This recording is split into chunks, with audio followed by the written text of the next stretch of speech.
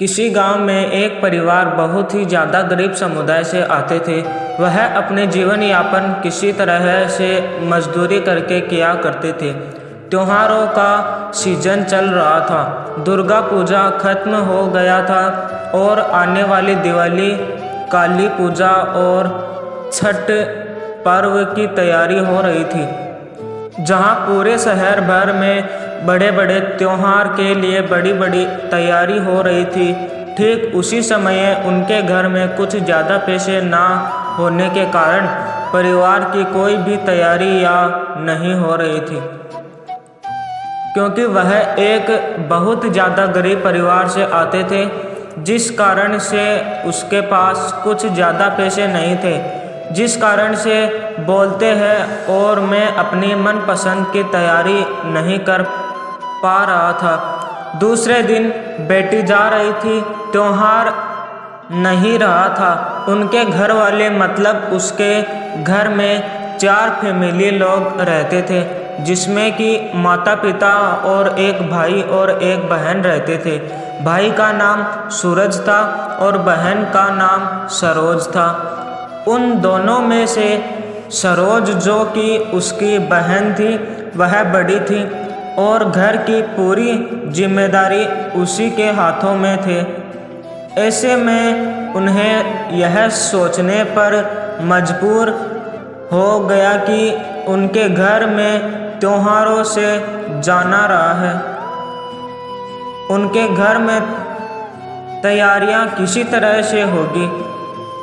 फिर उनकी बहन ने दिमाग लगाया कि मैं दिवाली के शुभ अवसर पर मिट्टी के नए नए तथा आकर्षक डिजाइन वाली जलने वाले दिए बनाकर मार्केट में भेजूंगा और फिर उसी पैसे से अपने घर से तथा त्योहार में लगने वाली चीज़ों को लेंगे। ऐसे ही धीरे धीरे दिन भी बीता गया और दिवाली काफ़ी नज़दीक आ गई थी। मतलब कि दिवाली आने में मार्च 1 सप्ताह की बाकी था। वह लड़की मतलब कि सरोज नए नए आकर्षक जलने वाले दिए बनवेट है और मार्केट में जाकर बेचने का प्रयास करती है। लेकिन ऐसा कि आप सभी को पता होगा कि आजकल की हमारे भारत की मार्केट में भी नए नए प्रकार के तथा टेक्नोलॉजी के ऊपर निर्भर हो गए हैं और चीनी सामानों का उपयोग करते हैं। ऐसे में आप सभी को यह पता होगा कि लोग अपने घरों में नए नए जानवर लाइट जलाने का प्रयास करते हैं और नए नए रंगीन बल्ब जलाने का प्रयास करते हैं। लेकिन जो हमारा प्राकृतिक मिट्टी का दिया होता है, उसे बहुत कम ही लोग इस्तेमाल करने लगे हैं।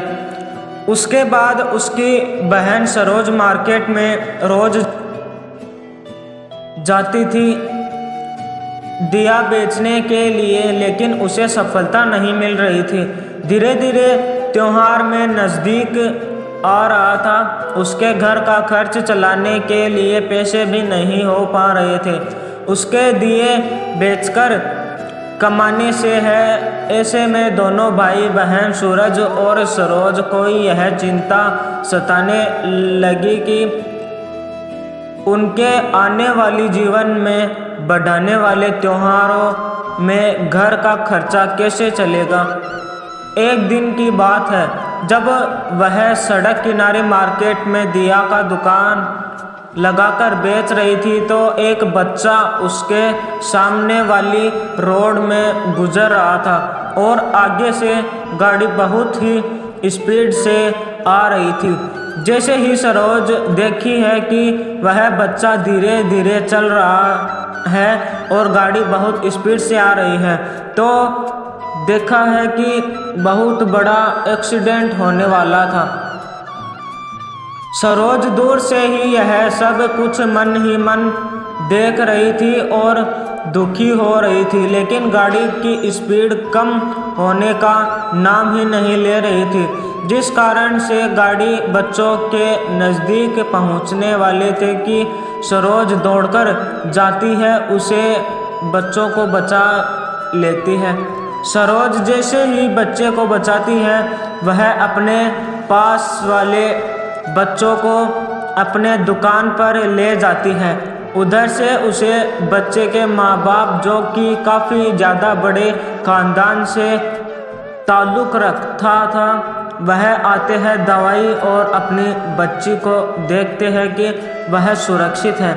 तभी आसपास के लोग उन्हें बताते हैं कि आपकी बेटी तो अभी बहुत बड़ा एक्सीडेंट हो जाता है, लेकिन भगवान का लाख लाख शुक्र है कि यह लड़की सरोज आई है, उसे बचा लिया। उसके बाद हुआ बच्चा भी अधूरा कर बोलता है कि अपने माता पिता से किया गया आज नहीं आती तो हमारा बहुत बड़ा एक्सीडेंट हो जाता। यह सुनकर उसके माता पिता उसे लड़की को धन्यवाद कहते हैं और बहुत खुश होता है।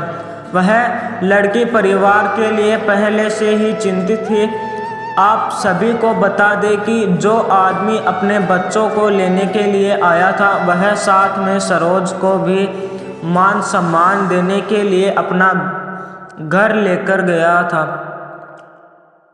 वह व्यक्ति अपने घर ले जाकर उसकी काफ़ी ज़्यादा मान सम्मान दिखा, खाना खिलाया, अच्छा व्यंजन खिलाया और फिर उसके बाद उन्हें बहुत सारे पैसे भी दिए इनाम के तौर पर, क्योंकि वह व्यक्ति जिसकी बेटी का एक्सीडेंट होने वाला था, वह काफ़ी ज़्यादा बड़ा आदमी था और पैसा उसके लिए कोई बड़ी बात नहीं थी, लेकिन उसके भी पूरी दीवार कर उसको पैसे की काफ़ी ज़रूरत थी, जिस कारण से हुआ मार्केट में अपना काम कर रही थी।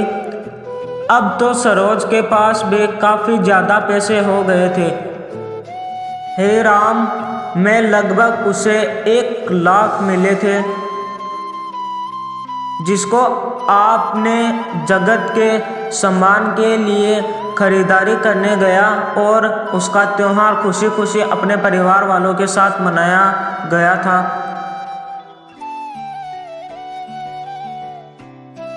गरीब की दिवाली की कहानी से हमें यह सीख मिलती है कि हमें अपने लक्ष्य के ऊपर सीधा खड़ा रहना चाहिए और ईमानदारी को अपने जीवन में लाना चाहिए। अगर जीवन में हमारे ईमानदारी है और सच्चाई है और कठिन कार्य करने की हिम्मत है, तो हमें कोई भी आगे बढ़ने से नहीं रोक सकता है। वीडियो अच्छा लगा हो तो लाइक करें, सब्सक्राइब करें और अपने दोस्तों में शेयर करें।